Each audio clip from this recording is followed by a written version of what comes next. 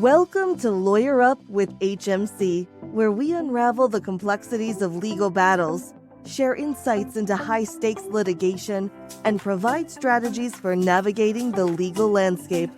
Join us as we delve into and discuss common legal issues and interview industry professionals and experts in the field. Whether you're a legal professional, a business owner, or simply curious about the world of litigation, our podcast offers valuable knowledge and practical advice to empower you in your legal journey. You can find this show on all the major platforms, including YouTube, LinkedIn, Facebook, Apple Podcasts, Spotify, and on our website, hmclawyers.com. Now here's the host of the Lawyer Up with HMC podcast, Kristen Hagg.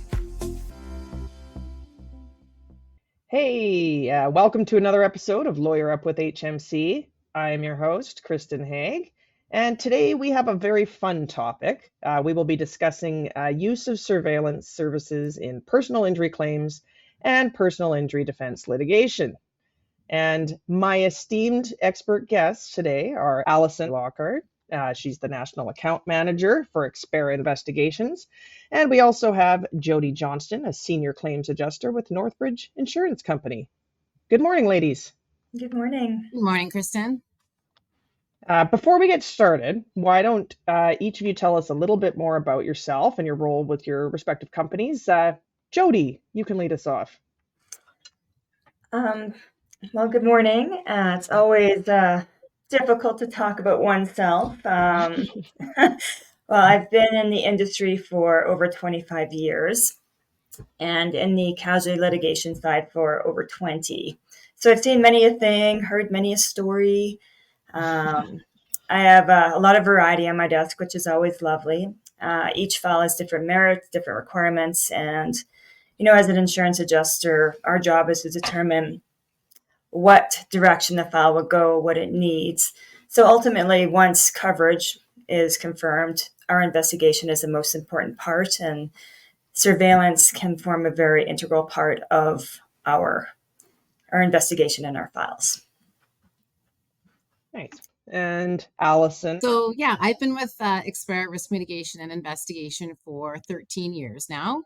I've always been in an account management role, started off with just Southern Alberta, and that eventually grew to all of Alberta and now the prairies. So I handle business development account management for Alberta, Saskatchewan, and Manitoba now. The past 13 years has gone by in literally blink of an eye. And it's been great. I see a lot of different things come across my desk. Every day is really interesting. And I get to work with great clients such as you, Kristen, and Jody. So it's really been good. It's been a good 13 years. Well, yeah, and I've had the pleasure to work with each of you in a professional context, and I know you both have a lot of knowledge and insight that you're going to be able to pass on to us today. And speaking of professional, I have to note that on the first two recordings, I wore a suit. Today, I am wearing golf attire. I think this is well justified as one, it's been extremely hot here lately. And two, after we record, I'm going to be going and watching some of the LPGA, the CPKC Women's Open, and the dress code is not surprisingly golf attire. So hopefully neither of you were insulted by the fact that I dressed down a little bit today. Perfect. I think it makes perfect sense. I was going to blazer up today and I decided last minute not to. So I appreciate that you're wearing a golf shirt. Yes. Well, and I know you both can appreciate golf attire. And so that's good. I'm glad you're okay with that. So in any event, let's get down to business in the business casual attire we are wearing. So there's lots of resources out there discussing plaintiffs and claimants and what they need to be aware of and mindful of with respect to surveillance when they are advancing a personal injury claim. But there's not as much discussion out there about the guidelines for insurance adjusters and defense counsel. And perhaps this is in part because surveillance is meant to be sort of on the down low. And of course, there are many aspects of surveillance methodology and strategy that we want to keep that way and keep undercover. But today, we're going to lift the cover a little bit to provide insurers and litigators with some practical tips to assist in maximizing the use of surveillance in claims or actions. So as is our usual approach on this show, I want to start with the basics and ask general question first. So, Allison, as the resident surveillance expert, maybe you can take this one. Just generally, what is surveillance? So, surveillance is a tool for adjusters and the legal community. Basically, it's a tool in the toolbox in case you are looking into the legitimacy of a claim, right? So, what we're going to do is we're going to go out into the field and observe and report in an unbiased manner. And our reports are going to be free from opinion. So basically, if you guys see that there might be some exaggeration or some suspicious claims that pop up, and you want us to have a look into things, into daily activities, into seeing inconsistencies and consistencies and what a claimant says they can or can't do, then that's where we come in. So we come in to take a look. We provide you with your reporting, your video and your report. And just you guys do what you will with it. And it's often a tool to help you make your decisions a little bit better. Mm-hmm. And shifting over kind of to the why of things, Jody, is someone who's handled the defense of countless injury claims, as you said. You've had many different claims come across your desk. Why do you obtain surveillance? What are you trying to accomplish when you retain someone to perform surveillance of a claimant? Well, on many files, as Allison kind of mentioned, there's inconsistencies where things aren't adding up, and you just need to have more information on the actual, whether it's a limitation or an ability of the claimant. So it helps us determine where or what more is needed on our files. If this is something that needs to go into litigation sooner, if this is something that is truly legit, and we need to increase our reserves, because if we're questioning something and our reserves are lower, and then we find out through these tools that they are in fact have the limitations that they've told us, then for reserving purposes and our overhead, we need to make sure we have all our ducks in a row. Right. And I think you pointed out something kind of important. I think probably most people think of surveillance as being like, you just want to, catch somebody in a lie or diminish somebody's credibility, which we'll get into in a bit in terms of litigation strategy. But sometimes it does, in fact, help you from the other side of things by verifying the limitations that they have. So it's not always meant to be, what's the word I'm looking for? It's not always meant to be, like some secretive attack on the individual. It actually helps us settle claims sometimes as well. And so, Allison, do you have anything to add? What are some of the other uses for surveillance? Absolutely. So just to piggyback on your comment there too, like we're not out there trying to catch people doing things wrong, right? A lot of times people are as injured as they say that they are, and that can give you guys peace of mind too in how you're settling a claim, right? So yeah, that's an important point to mention. Some of the reasons to obtain surveillance, sometimes we're just trying to verify and expand on information that you've provided us. Sometimes we're trying to gather supporting evidence to make informed decisions. Sometimes it's on the legal end to prepare for litigation. And again, it's to help determine the credibility of claimants often. Also, sometimes it's to verify attendance at service providers and attendant care, right? So we want to see, are they going to their appointments? Are they going to their physio or their massage or their chiro? And we can get some footage surrounding that. Right. Yeah, and one of the other things we had discussed before recording is being able to identify and locate claimants, which I know a lot of the times once we get to litigation, obviously this isn't an issue, but something I've encountered as a defense counsel is actually having difficulty identifying and locating an insured who I'm actually representing. They're wary of the legal process or not trustworthy of lawyers. And we can actually hire you guys to track those people down and approach them in maybe a less intimidating manner, and bring them on side with us to be cooperative. And so that's something you guys also do as well, right?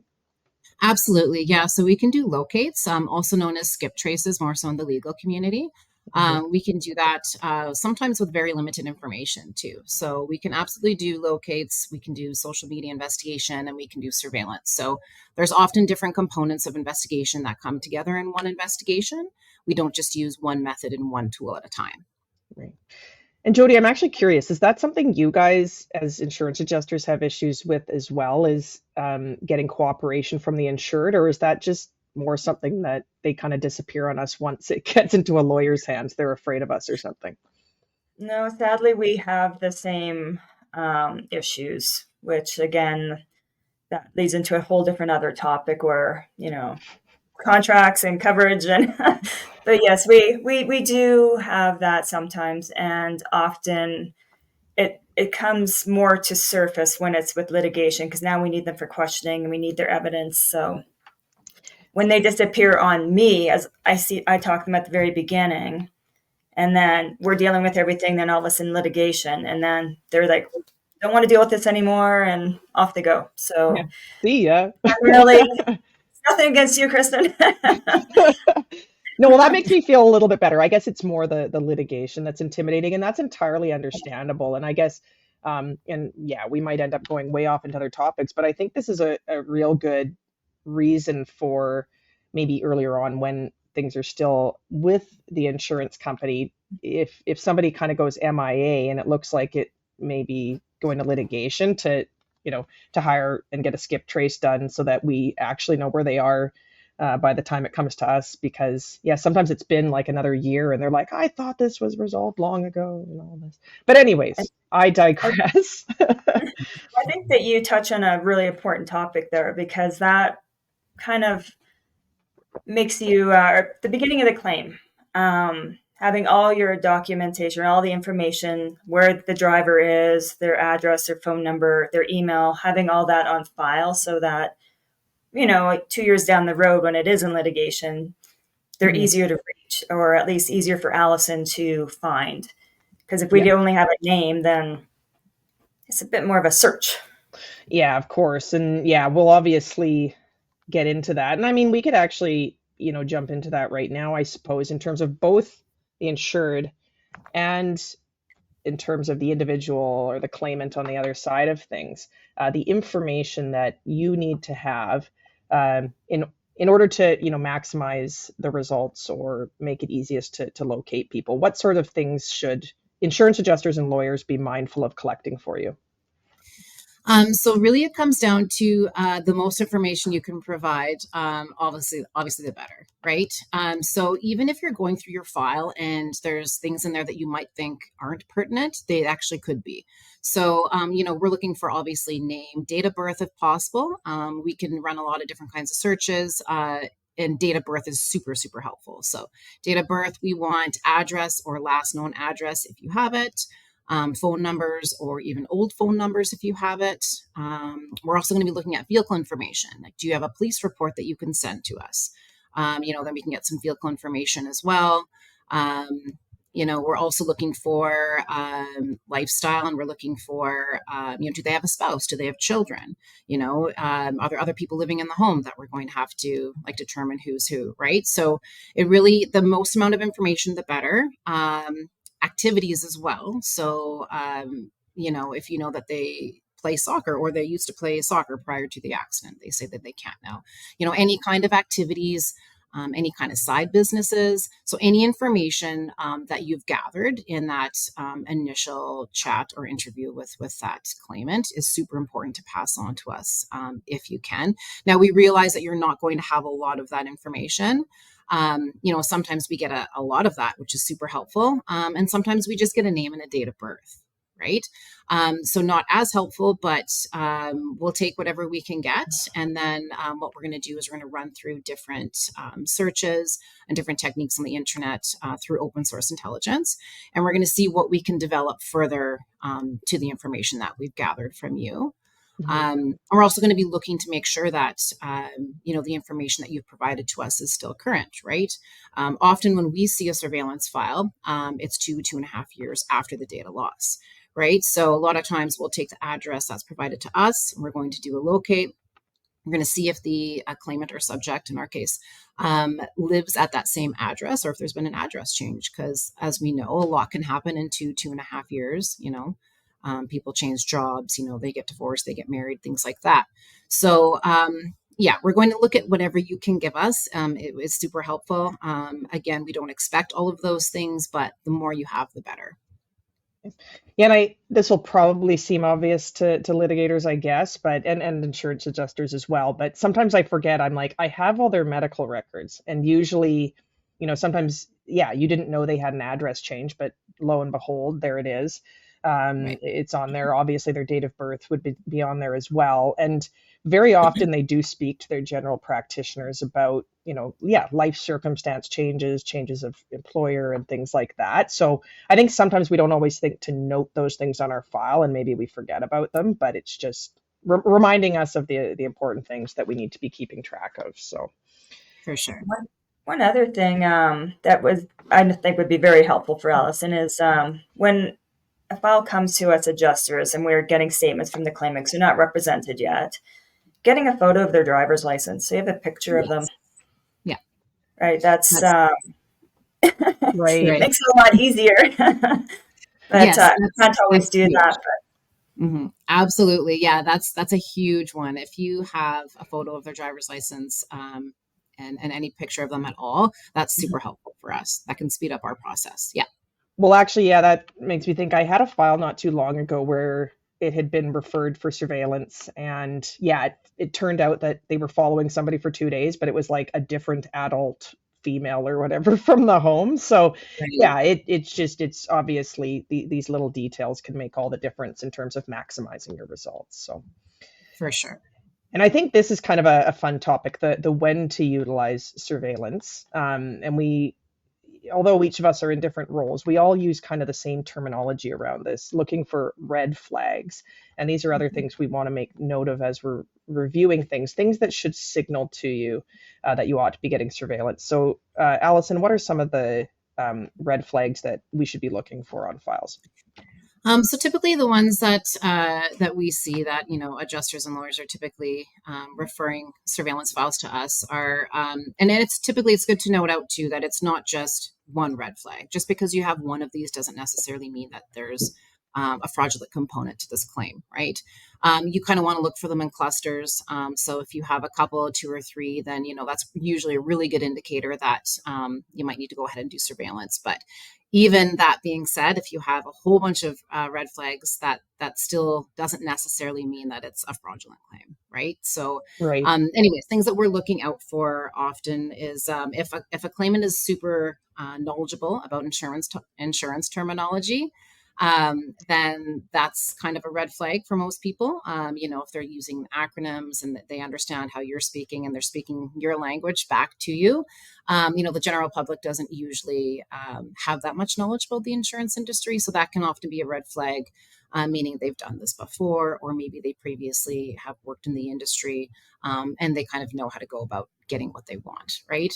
Mm-hmm. If they're pushing for a quick settlement, right? That's can be a key indicator, right? If it's a habitual claimant, right? So if you look at their previous claims history and you see that they've submitted 7, 8, 9, 10 claims, maybe they're making a little bit of a career out of this. It doesn't happen that often, but we have seen it. We've done surveillance on subjects before that, this was their 11th, 12th claim, right? So that can be one, if they're unavailable and very elusive and hard to get a hold of and not cooperating, that can be a red flag. Also, on the contrary, if they're over enthusiastic and willing to take a quick settlement right away and they're being very cooperative, that can kind of be a red flag from time to time too.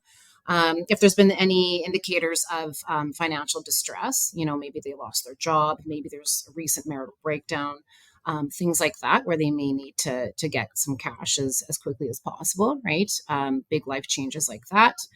So those are kind of the key ones that we see pop up a lot, why people will actually send a surveillance file to us. There's simple ones for even location. So for example, a number of years ago, we did surveillance on someone that was off on a disability claim. They said they couldn't work due to XYZ injuries. And they were up in Edmonton. And the IME that was scheduled by the adjuster was scheduled down here in Calgary. And the IME's location was scheduled for like the doctor that they were at was Northwest Calgary. But the red flag for this adjuster in this particular case was that this subject claimant had booked their hotel at the Deerfoot Casino in the southeast of Calgary, right? So the opposite side of the city, right? So that's a red flag. Like, why are you booking at the casino? If you say, you know, you have headaches and you're confined to your basement and, you know, you can't do all these things. But you know, you're at this casino hotel. So, you know, you have to just look at the file in its entirety often and just look at these little things. So that was enough, you know, of an indicator for them to put surveillance on this file. And then we got some really great footage of, you know, gambling and sitting at machines that like vibrate and shake every time you do credits. And, you know, we got the claimant driving from Edmonton to Calgary when they said that they, you know, weren't able to drive at all. And that, you know, he said his daughter was going to drive them, right? So sometimes it's just one red flag like that can set this whole thing off, you know, and set us up for a really successful file. So that's just a little side example of what we've seen. Before you carried on and started talking about the successful surveillance, I was going to be like, maybe they just like water slides, but I guess that probably wouldn't have been a great thing for them to have been doing either. Right. That injury. I was like, Jody, it's okay. A dog can be barking in the background. It's not the end of the world. But I'll wait to ask you. I was going to ask you a question, but I was just going to say, yeah, I think that just highlights that there's sometimes things that seem really innocuous that, you know, if you have a weird feeling about it, it may be worthwhile getting the surveillance. Maybe, you know what, sometimes it's not going to turn out that way, but I think there's a lot of times where, for whatever reason, we don't bother doing it. And then you end up missing out on something that you might have found out about otherwise. And yeah, so, but I mean, everything I'll say today is pushing for, you know, utilizing surveillance more than we already do. Mm-hmm. And that was what I was going to ask you about, Jody, is, you know, obviously you guys would probably like to use surveillance more than you do, but there are some limitations from the insurer's side of that, isn't there? No, absolutely. Budgetary primarily. So it's very case dependent. Like I said at the beginning, you have to analyze your file and is this a candidate for surveillance? Because unfortunately we can't put surveillance on everything. And some of them are pretty straightforward and you don't need it anyway. But on many of them you would. And when we do, like I said, we just want to get our feelers out just to see what's going on and what their limitations are. We can better assess our file that way. Mm-hmm. A lot of times if I send something to Allison, it's like you do the basic background and then, you know, get a couple days here and there. And then once you get a summary from the investigator, you can decide, okay, this is, you know, not adding up, or we need a bit more because it's not consistent with what they're telling us. So is this a one-off thing, or is this something that, you know, is, you know, this is their actual day-to-day? So we can always increase budgets is basically the gist of that. Like we start smaller, and if we need more, we go bigger. Yeah. Well, and I think my comment to obviously the people that are sort of running the show and making the decisions is, and I think Allison would say this as well, is that, yeah, the earlier on the file you can get the surveillance started, the better. And, you know, particularly regardless of how much the file is going to be worth or whatever, if it looks like it's going to end up in litigation, you want to have all the tools in your tool belt to try and get it to a resolution as quickly as possible. And, you know, surveillance is, from my perspective, one of the most helpful things, because people, you know, they're just going to say, by the way, because I usually want to disclose that we have it. It really does help move things towards resolution fairly quickly. And then in terms of other things that, you know, the other thing about budget is how much of it you're doing, not necessarily just how early or how often, but different things about how to schedule it. And so I guess, Allison, from your perspective, what are your thoughts on, you know, at what point during the claim surveillance should occur, the minimum amount of surveillance you should get, and other things like that that are necessary to optimize the surveillance? So I think I would agree that early on, it's good to get around in to see, any inconsistencies and consistencies with their limitations. And then, later on in the process, sometimes people really like to use it right before mediation, right? To have that in their back pocket, right, as a tool. And then it's really case dependent, right? So it just depends. Every time it's different. So sometimes it'll just be a one and done. We just need to do the one round and then that's enough. And then sometimes we'll need to go in and do 2-3 rounds sometimes. So it's a consultative type of approach. So we'll speak with the adjuster or the lawyer, and we'll kind of go based off of how the file is going, what direction it's going in. There's a lot of it depends when it comes to surveillance, right? But Right. early on is a really good place to start for sure. Then you have a Yeah. baseline. Yeah. Well, and the other thing is, and this is now from the lawyer's perspective, the cases where surveillance has come into the picture and where it's occurred several years after the loss, a court is going to give somebody the benefit of the doubt up to the time that that surveillance occurred. And so if we're talking about calculating income loss and things of that nature, if they're not going to cut it off until 3-4 years after the fact, then you get out of all the future losses and things like that. But there could still be a fairly substantial past income loss. Right. And before we leave the red flags, I think there was something that, Allison, you kind of alluded to that I want to comment on, is that, we see red flags all the time. And sometimes they, in isolation, they might not mean anything. Right. The opposite was where you say, there was one red flag. It turned out to turn into something. But I think sometimes we see these red flags on files, and because of our biases from files where it has turned out to be somebody who's not telling the truth, we might be getting the wrong perspective on a file by not surveilling and verifying that there is indeed an issue. And we kind of get tunnel vision with respect to a claimant, just assuming that everything they say is untrue, or there's no way there's anything legitimate about their claim. So this just kind of comes back to the importance of following through with the surveillance in order to confirm that your hunch is correct, I guess, is what I'm getting at. Right, for sure. And also it's important to mention too that we can do open source intelligence. We can do a cyber investigation to take a look into things prior to a surveillance, or sometimes even just on its own, right?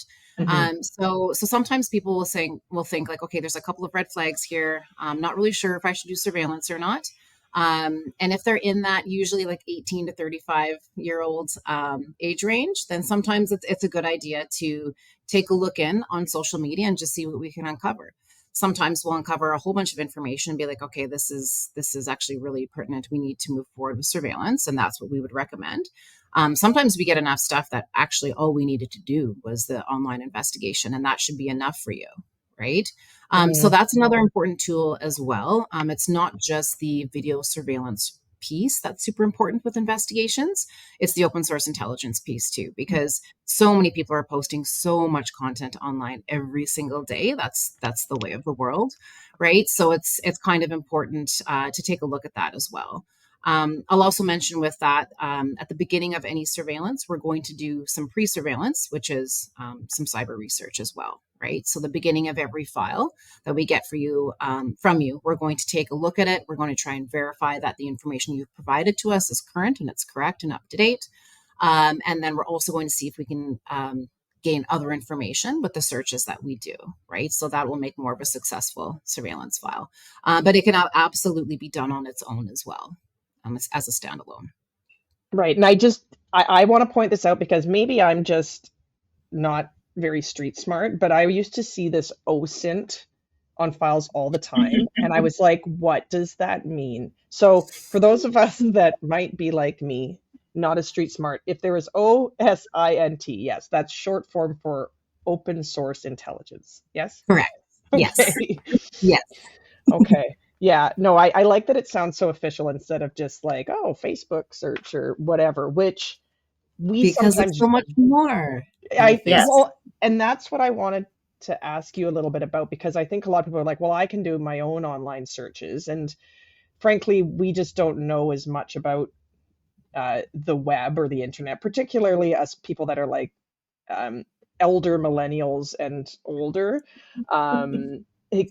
You had, I saw this fact on one of your presentations that it is estimated that surface web represents only 5% of all the available online content. Can you just sort of explain that a little bit more? For sure.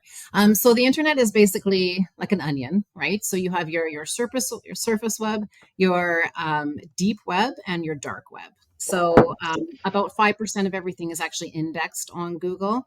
That's a rough number. It's probably changed since that stat a little bit, but that means there's a lot of information that's out there that's just it's available to everyone, but it's harder to find, right? Which is why you need an OSINT investigator to go ahead and find that information for you. So if we look at the surface web, we're looking at your social media sites, just your Google, those basic search engines, your news sites, anything like that. The stuff that we do day to day, like the 99% of what we look at on the internet is surface web stuff.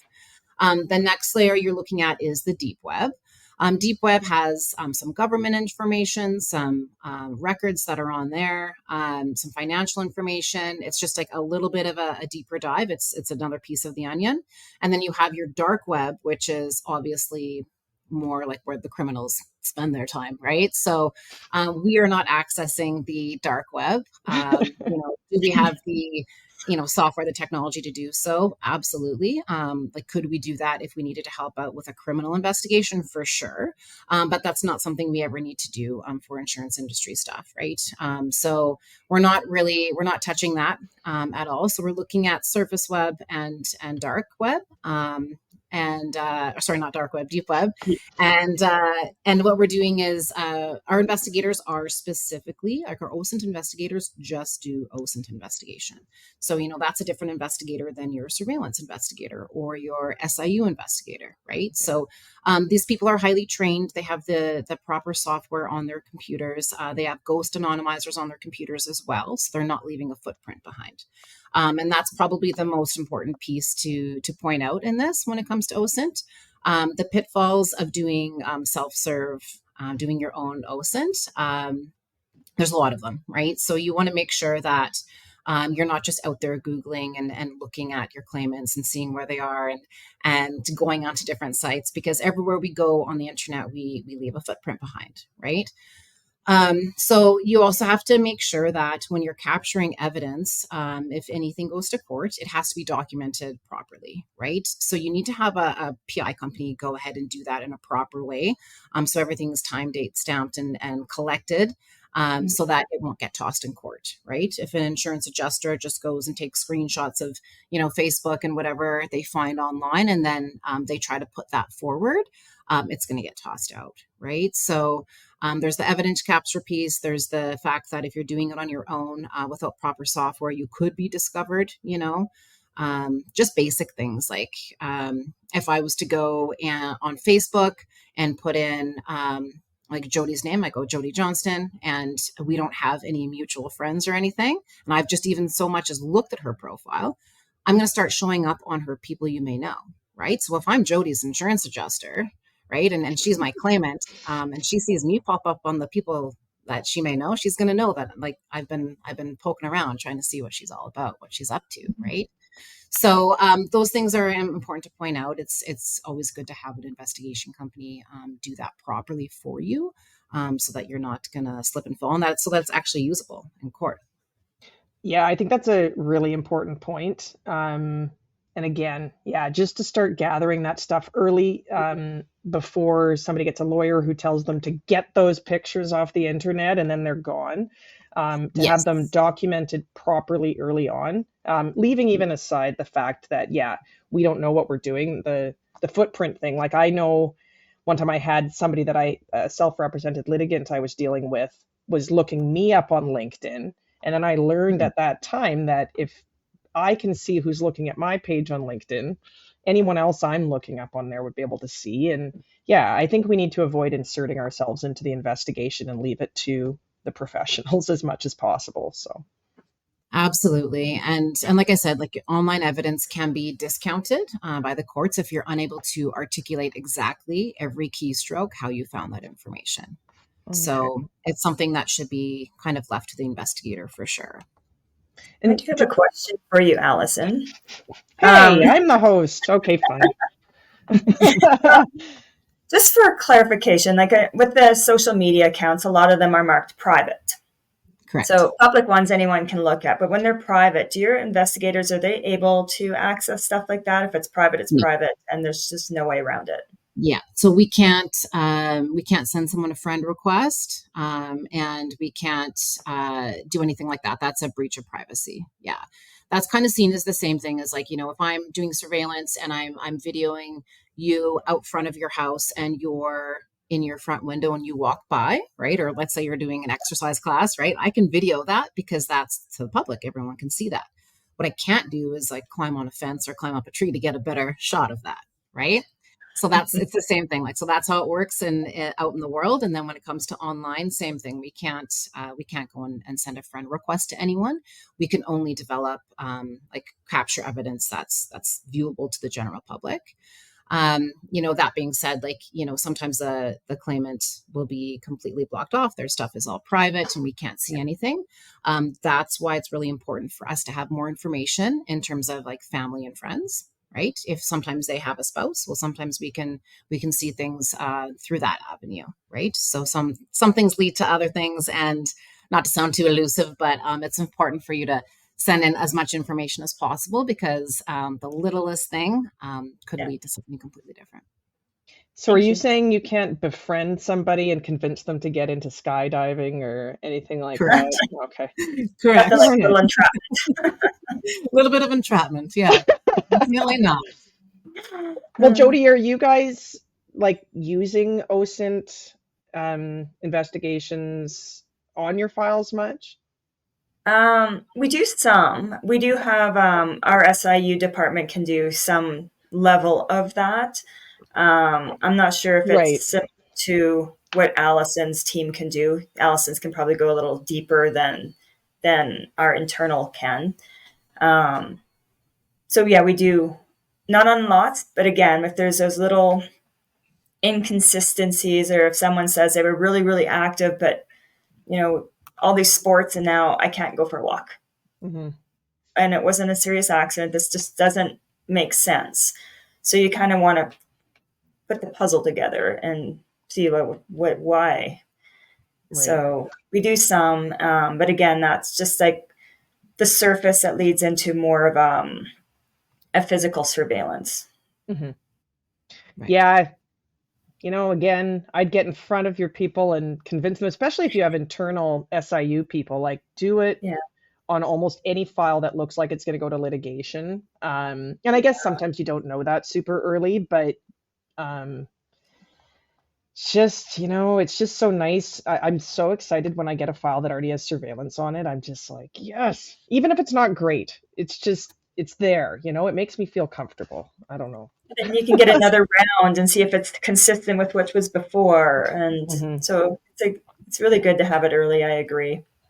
Okay. Well, I think we've kind of beat a dead horse in terms of we all think it should be early and often, all these types of things. So, but now we're moving into some of the more practical stuff. And in terms of developing your plan for surveillance, and I feel like this is something that we as lawyers get a bit lazy about sometimes.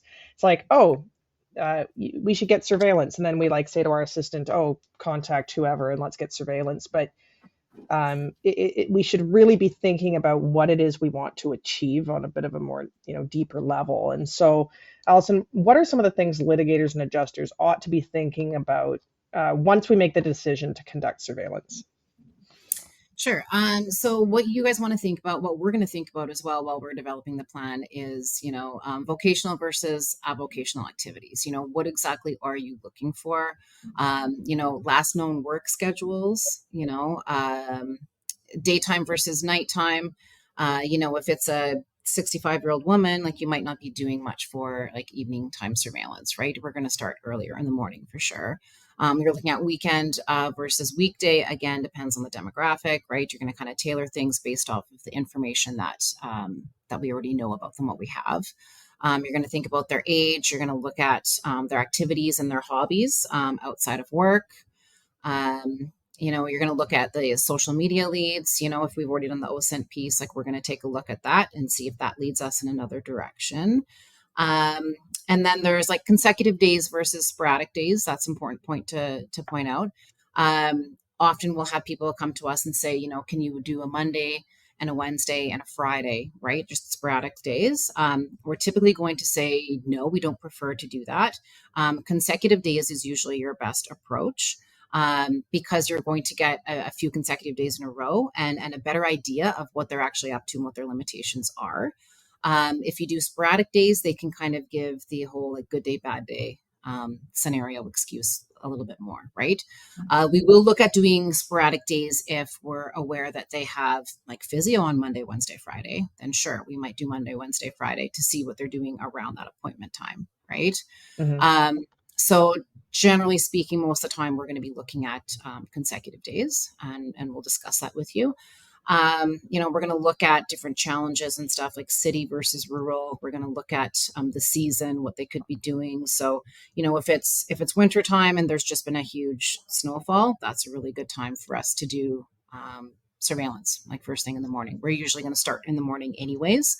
But we're going to look at stuff like that. We're going to look at seasonal. So if it's really nice out, we're going to look at, are they campers? Are they gardeners? So we're going to look for opportunities with everything from weather to day of week to nighttime versus daytime, all of that stuff based off of the information that we have from you guys.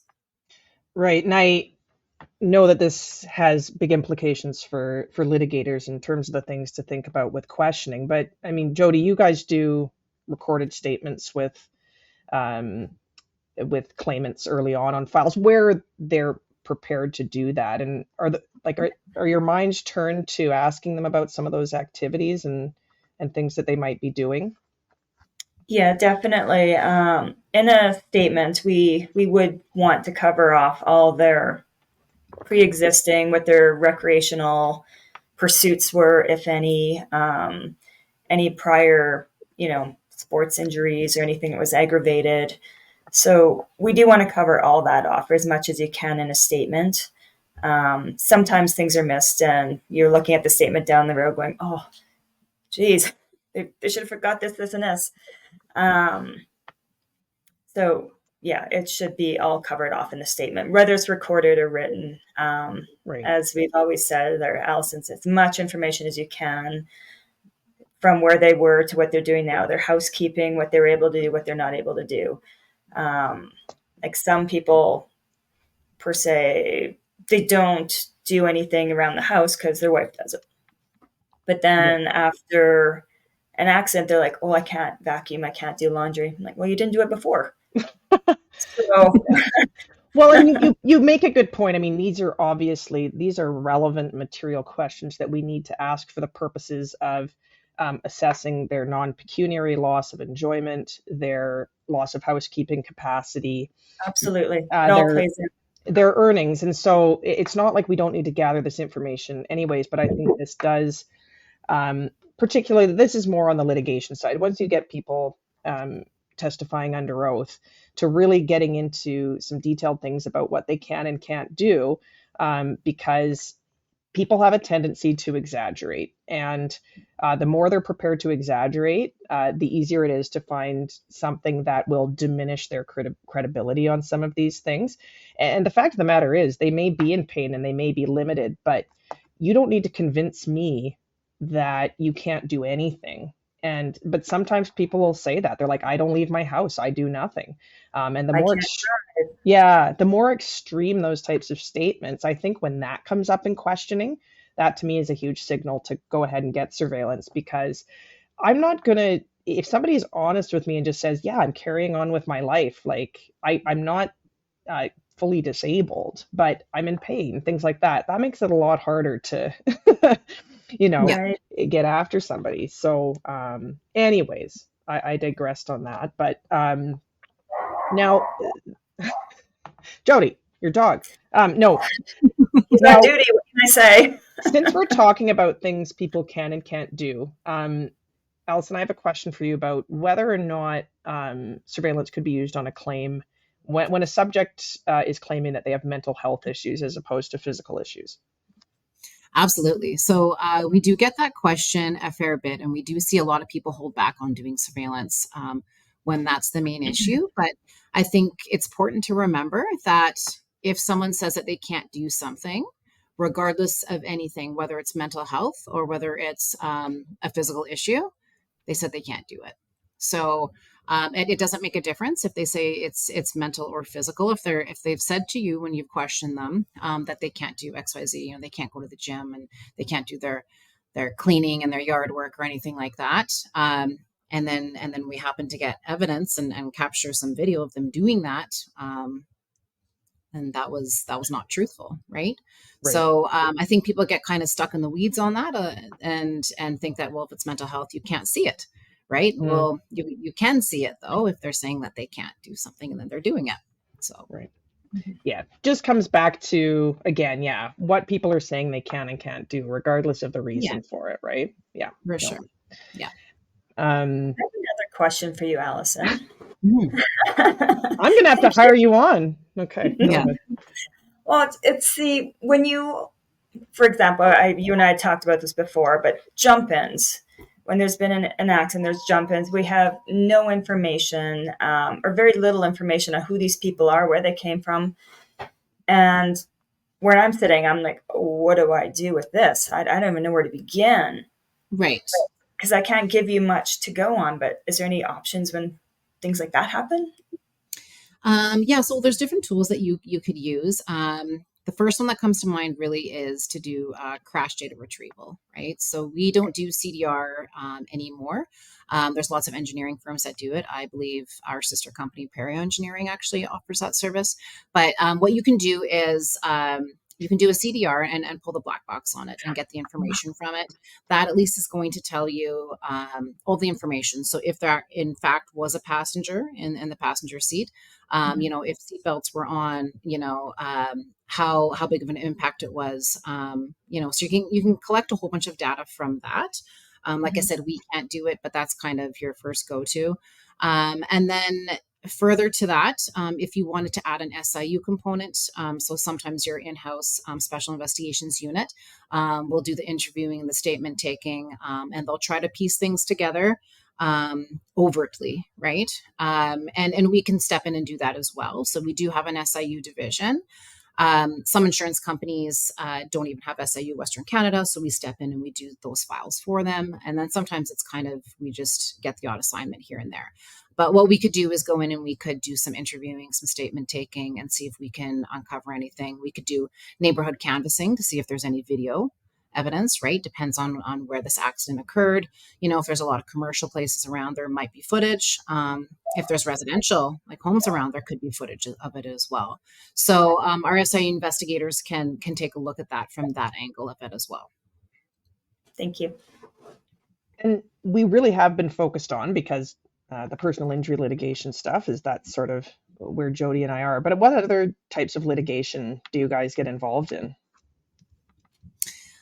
So we do investigation for any corporate matter that requires it, right? So we're not doing any surveillance or anything on domestic stuff, where a spouse thinks someone's cheating or anything like that. So it's all corporate work. So we do work on the life and health side of the insurance industry as well. So more on the disability side of things. And then we work for corporations as well. So if a corporation has a people problem and they need us to look into something, then we'll do that. And that could mean surveillance, that could mean a little bit of undercover work, or it could mean SIU work. Depends on what the issue is. So we work for law firms, insurance companies, and any corporation that really requires us. Okay. So I guess we're kind of running out of time here, but is there anything else, any words you want to leave us with, Allison or Jody, on things for counsel, insurers to be thinking about on their files when it comes to surveillance? I think that the main thing is that like we're always here for consultation. So if you guys have any questions, you want to run a file by us, or you want some advice on it, we're not going to bill for that. It's always free to just call me up and have a conversation with me or with one of our investigations managers. And we can kind of talk through a file and see if maybe this is one where it makes sense. Sometimes it won't, and sometimes it will. So consultation is a big piece on that. And then, like I've already beat a dead horse, as much information as possible. So if you do go ahead with an investigation of any kind, if you can provide as much info as possible, then that's going to set you up for a greater chance of success. Well, and something else you had mentioned to both of us before is that it's important that lawyers and insurers provide you guys with feedback on the work that you're doing. And so I do just want to say, you do excellent work, and we've been very pleased with the work you do, and we do hire you, and it's been a real pleasure working with you. And you as well, Jody. You are, of course, one of my favorite and oldest clients.